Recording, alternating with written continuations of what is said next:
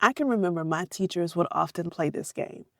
They'd grab the attention of us rowdy, full of energy students from the front of the classroom and say, "Class, let's play the quiet game." In order to win the game, you had to remain the quietest longer than anyone else in the classroom. We didn't know at the time that the gag was really on us because all the teacher really wanted was for the class to quiet down. They were truly the winners no matter how long we stayed quiet. But as soon as our teacher would begin the game, you would hear it. Silence. Not a peep for as long as we could hold it. Silence. And waiting. Waiting until finally someone breaks through the curtain of silence. Or the teacher releases us with our next direction or assignment. And I feel like that's how some of us feel right now. Like we're waiting in silence on God to respond, waiting on Him to give us our next step, or to even answer a prayer we've been praying for years, with journals we could submit as evidence of our consistency. Or at a minimum, we've got a 3-week record of good behavior. But here we are, where the loudest silence and the longest wait seems like the only answer we're receiving. Where is the hope in the waiting? Let's talk about it.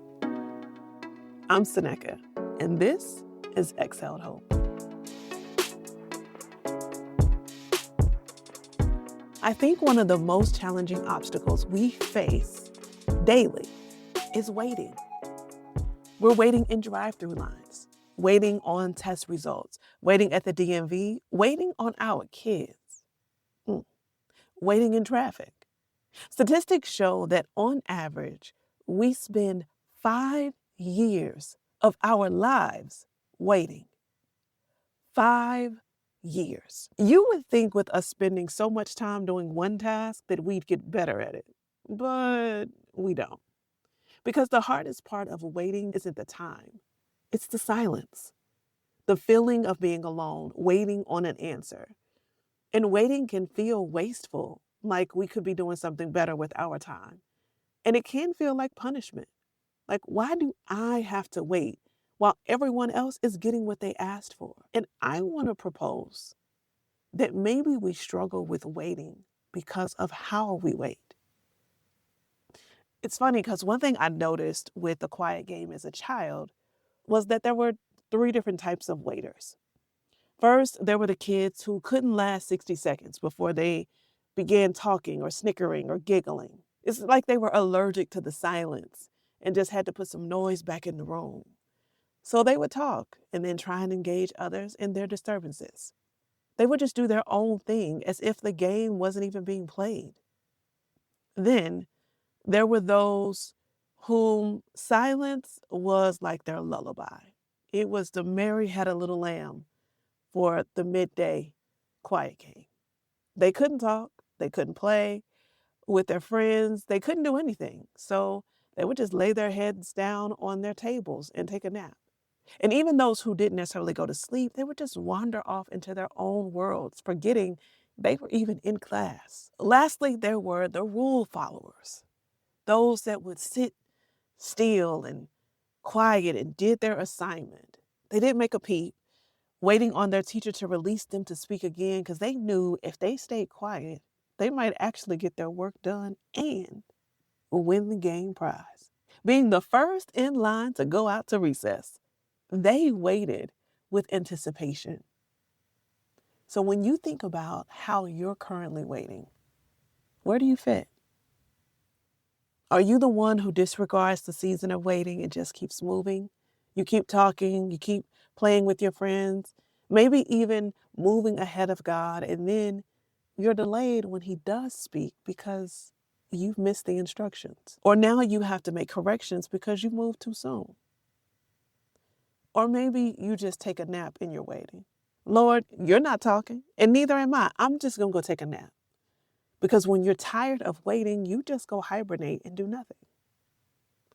Or maybe you take waiting seriously. You wait with anticipation for the next step, no matter how long the silence lasts, because you know when the teacher does speak, you'll hear it and be ready.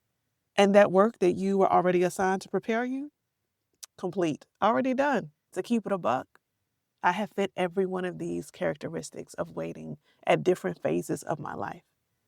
And I wish I could tell you that I have well, but the lie detector would determine that is a lie.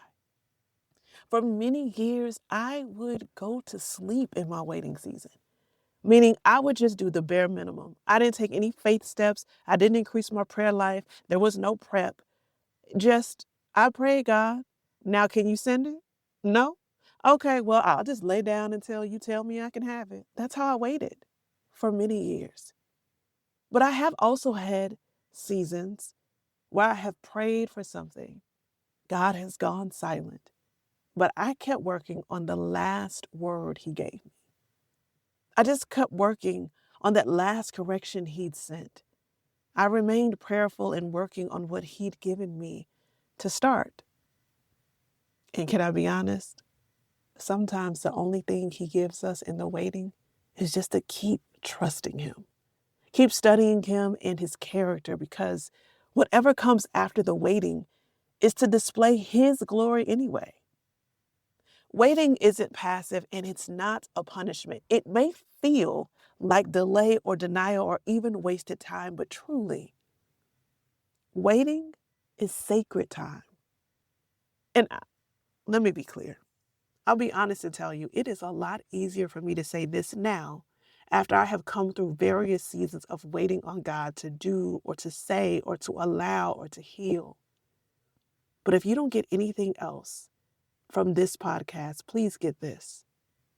Don't waste your time of waiting. Allow God to do the work in you, even while He's silent. When David was waiting on the Lord, he told us to wait, be strong, be courageous. And then he repeated it again for us to wait on the Lord. He told us twice, wait on Him. But even in our waiting, we had to be strong. We must be courageous. Waiting isn't passive, but it does require some grit. So let's talk about some of the beauty and hope that you can find in the waiting. One of the things that God does while we're in the waiting is God refines our character. There is nothing like putting us in a waiting season to discover that we're impatient, we struggle with pride, we're wanting to be in control. Have you ever seen the refining process for gold? There are several steps, but one of them requires heat. After the gold is heated, it exposes how much of the gold is actually gold and how much is lead or other materials.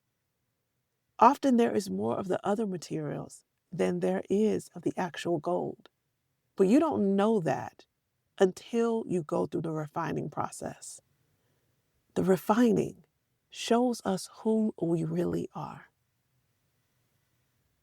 Another beautiful thing about the waiting period is it allows God to redirect our paths. There is a saying that rejection is God's protection, and I think that is true. But really, all we're saying is that closed doors aren't a bad thing. God will change our direction to get us on a path that He's designed for us and to protect us from making mistakes or living a life that wasn't even written for us. And the other beauty about the waiting is that really it's the prep work. The wait is the prep work, y'all. God is preparing us for what's next, but preparation cannot be rushed. Whenever the holidays come around and we're getting ready to cook that big dinner that none of us need, but all of us want, what's the hardest part? The most tedious part? The prep work, the grocery store runs, all the chopping, the tasting, all of that leads up to a feast that we all get to enjoy, but you don't get to enjoy the feast without the prep work. The beauty in the wait is that the wait is what builds our resilience. It builds our capacity. It even gives us strength so we're able to soar, according to Isaiah. Listen, I know this podcast won't curtail all of your angst about waiting, especially when God is silent. But I do pray that you will know that even when you're waiting, you're not alone. God is still there. My prayer is that we learn not to waste our wait, no matter what it is you're waiting for. Hannah waited for a baby. David waited to be king. And my biggest takeaway from both of their stories was how they didn't waste their wait. They kept moving, kept trusting. And even to pull from our talk last week, they probably even did it scared. Here's the hope. You're not being forgotten. You're being formed. The wait isn't a punishment. It's the prep work. If we're honest with ourselves, once we're on the other side of the wait, we realize his timing, as annoying and frustrating as it may be, is always perfect. And if we look in the mirror, we can see the wait wasn't really the issue. I was, you were, we weren't ready. And God still needed to do work in me or in the situation so that his glory could be revealed. If our hope is truly in God, we will wait on him and seek him. So here's my challenge for us today, that we don't waste our wait. Ask God what he's refining in you. Ask him what he's protecting you from. Ask him what he's preparing you for. And then trust that even in the silence, he's still working. If this episode encouraged you today, I'd love for you to share it with someone who's in their waiting season. Send it to a friend. Post it in your stories. Let's remind each other that the wait isn't wasted. And hey, I want to stay connected with you. Make sure you subscribe to Exhaled Hope wherever you're listening so that you don't miss next week's episode. You can also follow us on Instagram and Facebook at Exhaled Hope for daily encouragement, maybe even some behind the scenes fun. And I'm also over on Substack, where I write longer reflections on faith and hope. You can find the link in the show notes. And if you want to share what you're waiting on right now, DM me on Instagram. I'd love to pray for you. Thanks for listening today. And remember, the wait isn't wasted. I'll see you next week.